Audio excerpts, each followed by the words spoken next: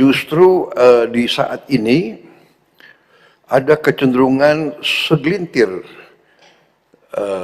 masyarakat, terutama mungkin yang punya motivasi politik, atau bahkan saya terus saja melihat ada mungkin pihak-pihak kekuatan-kekuatan luar yang dari dulu selalu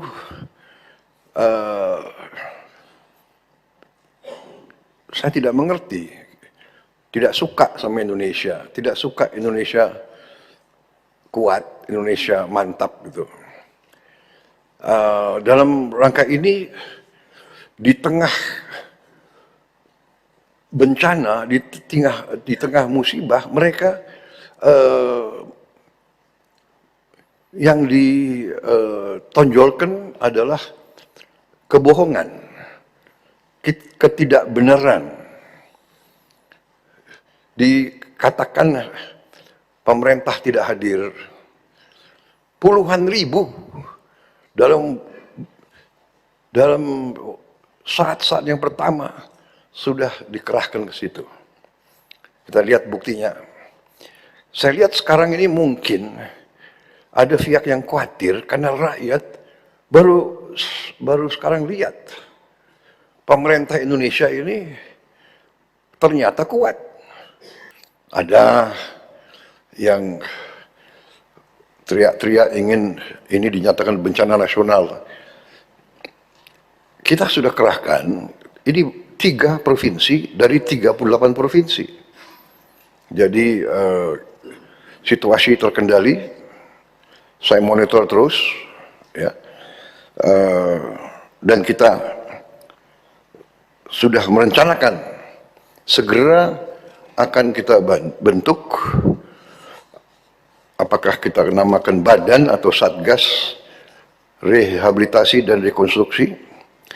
Segera kita akan bangun hunian-hunian sementara dan hunian-hunian tetap. Kita semua ikut merasakan prihatin, berbela rasa dengan apa yang terjadi di Sumatera. Dan aku ngelihat Densu tuh sempat marah atau geram lah ngelihat bagaimana penanganan soal bencana Sumatera. Apa cerita? Sebenarnya aku nggak marah, cuma aku merasa ada hal yang juga aku perlu suarakan. Karena aku tuh jarang sekali bersuara, Mbak Rosi. Karena aku ngerasa suaraku itu hanya akan membuat segala sesuatu tambah riuh, aku nggak mau. Oke. Cuma karena aku melihat saat itu kondisi yang dialami oleh saudara-saudara di Sumatera, Aceh, Sumut, Sumbar, terutama Aceh itu kabupaten yang terdampak kan banyak sekali. Aku melihat sebenarnya saat itu narasi yang ada di sosial media itu sangat mengganggu. Narasi di mana seolah-olah pemerintah itu nggak hadir. Narasi di mana seolah-olah pemerintah itu cuek. Pemerintah itu tidak punya empati. Sedangkan aku pribadi melihat TNI Polri turun. Pesawat-pesawat TNI, helikopter semua pada bantu. Presiden turun. Menteri turun. Ya kan semuanya tuh ibaratnya turun ke sana gitu loh. Cuman yang aku memang lihat saat itu adalah kejelasan daripada status bencana alam ini dan tindakan yang harus diambil itu seperti kurang cepat dan tegas. Aku juga punya harapan. Harapannya apa? Di pemerintahan Pak Prabowo itu bagaimana pemerintahan ini bisa memberikan sesuatu yang lebih baru, lebih fresh dan parameter yang lebih tinggi. Penanggulangan bencana yang selama ini kita alami itu sudah menjadi satu evaluasi yang harusnya kita perbaharui. Jadi maksudnya bersuara itu karena merasa kurang cepat atau sama seperti banyak orang ini harusnya jadi status bencana nasional. Kenapa akhirnya kamu memutuskan untuk bersuara? Narasi tentang status bencana nasional buat saya adalah narasi hanya tentang Bapak mau mengesahkan atau tidak. Oke? Tapi buat saya pribadi adalah respon yang harus Bapak lakukan saat itu bersama dengan stafnya harusnya bisa lebih berani untuk masuk ke daerah yang lebih jauh terisolasi, yang beberapa hari mereka di sana itu sempat tidak tahu harus ngapain, untuk bisa langsung turun langsung gitu loh. Kita kan, Bapak kan punya semua keperluan itu. Maksudnya gini, udah nggak apa-apa deh nggak ada bencana nasional. Tapi segala sesuatu yang terjadi di sosmed itu menjadi pantauan. Oh, ini ada nih daerah yang belum ini. Itu langsung kirim bantuan ke sana. Ini kita harus bergerak. Dan kalau perlu bikin pusat komando langsung di lokasi, berarti ground zero-nya ada di situ gitu loh. Pak SBY pernah ngelakuin itu kalau saya nggak salah. Crisis center-nya ada di situ. Betul. Supaya apa? Supaya masyarakat itu bisa tahu apa yang mereka harus lakukan ke depan dan pemerintahnya hadir seperti apa. Bukan pemerintah yang nggak hadir. Nah, aku juga. Tapi presence-nya itu dirasa kurang ya. Betul. Jadi menurut aku apa yang pemerintah lakukan sudah benar. Cuma apa yang perlu tingkatkan adalah bagaimana kecepatan dan responnya bisa lebih jelas dan cepat. Itu saja sih. Makanya aku bersuara. Dan ada titipan pesan nggak sebenarnya Densu bersuara kayak gini? ya, titipan pesan adalah jangan sampai pemerintahan Pak Prabowo akhirnya ditunggangi oleh pihak-pihak tertentu yang akhirnya membuat hubungan antara masyarakat dengan pemerintah menjadi gap yang terlalu jauh. Karena aku melihat trust isu antara pemerintah dan masyarakat itu gapnya udah makin jauh. Wow, udah makin tajam analisanya Densu. Lumayan, saya sedang beranalisa ya. Iya, wow. Saya sedang jadi orang lain tadi ya. Wow.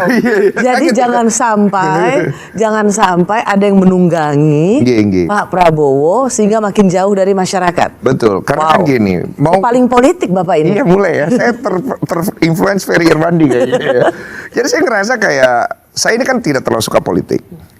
Karena menurut saya politik itu suatu hal yang sangat membingungkan dan penuh dengan cover wajah gitu. Panggung depan, panggung belakang lah. Betul. Cuma aku ngerasa bahwa kalau aku sekarang punya kapasitas untuk bersuara, saya pengen pakai suara saya untuk membantu dan menetralisir segala sesuatu yang akhirnya membuat tabrakan dan pergesekan yang membuat api yang terlalu besar. Oke, sorry. Jangan sampai ada api yang semakin besar. Tapi dari mana parameternya ketika seorang Densu bisa mengatakan bisa sampai pada analisa, jangan sampai ini ditunggangi loh Pak Prabowo, sehingga apa yang dilakukan oleh Pak Prabowo itu makin jauh dari apa yang menjadi rosonya publik, gitu kan? Iya, betul. Kok bisa Densu sampai pada analisa ada yang menunggangi nih supaya Pak Prabowo itu ya makin turun elektabilitasnya, gitu nggak? Ya, saya merasa begitu, dan juga respon daripada pihak komunikasi publik dari orang sekitar Pak Prabowo harusnya lebih mempelajari dan mengevaluasi respon-respon yang diberikan oleh Pak Prabowo dan juga komando-komando di bawahnya. Kenapa? Karena setiap kali respon itu keluar, itu mempengaruhi sekali elektabilitas daripada Pak Prabowo.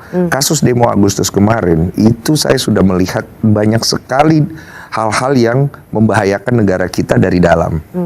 Kenapa? Demo itu kan kemarin tidak berjalan sendiri. Awalnya demo itu dilakukan oleh mahasiswa yang resah, yang kemudian mewakilkan aspirasi masyarakat supaya Dewan Perwakilan Rakyatnya bisa menerima dan mendengarkan. Tapi seiring berjalan, saya kan turun ke lokasi, saya hadir pada saat demo itu, bahkan saya berjalan di malam hari untuk melihat keadaan. Kenapa? Karena saya khawatir. Khawatirnya apa? Ketika demo itu pecah, menjadi sebuah kerusuhan, penjarahan itu terjadi, orang-orang yang kayak saya di tahun 98 itu pasti babak belur.